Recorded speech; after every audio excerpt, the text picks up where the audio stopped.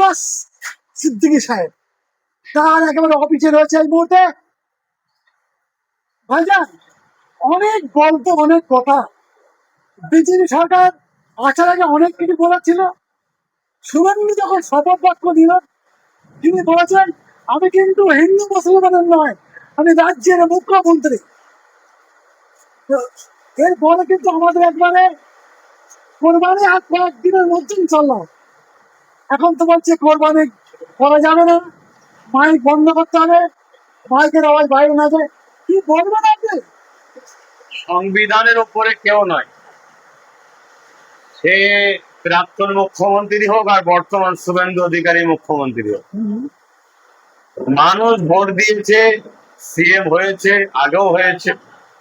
সংবিধানের বিরুদ্ধে কেউ যদি যায়, যে মানুষ ভোট দিয়ে জিতিয়েছে সেই মানুষই আগামী দিন আবার ভোট না দিয়ে নামিয়ে দেবে।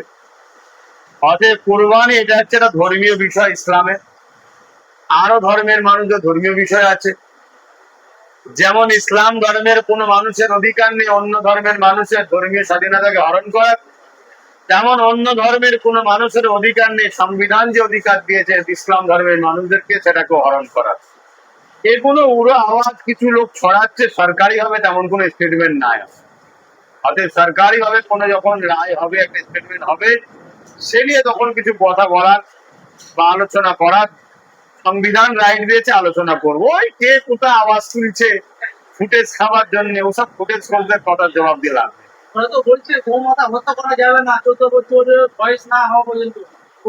তাহলে 14 বছর বয়স হয়ে গেলে সেই মাটা কি দোষ করলো? যদি হত্যা না হয় টোটাল বন্ধ। আর ভারতবর্ষে যত বড় বড় এই গরু হত্যা করা হচ্ছে, আমাদের ভাষায় জবাই করা হচ্ছে, যাই হোক, তা ওই যে কারখানা আছে সবচেয়ে বেশিরভাগটা মুসলিমদের, সেগুলো টোটাল বন্ধ করা দরকার। ব্যাপারটা এসব কিছু না, এগুলো বলে একটা রাজনীতির ইমেজ পুরানো এবং পাশাপাশি একটা বিজনেস। যেসব ছোটখাটো আছে, হয়তো কেউ টাকা দেয় না, তাকে এসে বলে বন্ধ করো, পিছন দরদের টাকা দেবে, বলবে চলবে। এইসব ব্যাপার এগুলো নিয়ে আমরা এত হুড়োহুড়ি করছি যেন মনে হচ্ছে গরু ছাড়া মুসলমান না খেয়ে বাঁচবে না। এটা ভুল ধারণা।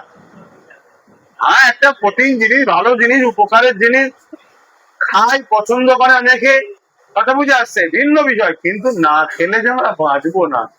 একবার তো আমার মনে হয় ট্রাই করা দরকার, টোটাল বন্ধ করতে দেখা দরকার। আমার তো মনে হচ্ছে সমস্ত অফিস আদালত, রাস্তাঘাটে, ঘরে বাড়িতে, সব জায়গায় শুধু গরু আর গরু দেখা যায়। গরু যে কাটে ভাইজান, তো চামড়া দিয়ে যে বেল জুতা হয়, বেল সমস্ত জিনিস তো যাবতীয় চামড়া স্যান্ডেল হচ্ছে তো, স্যান্ডেল।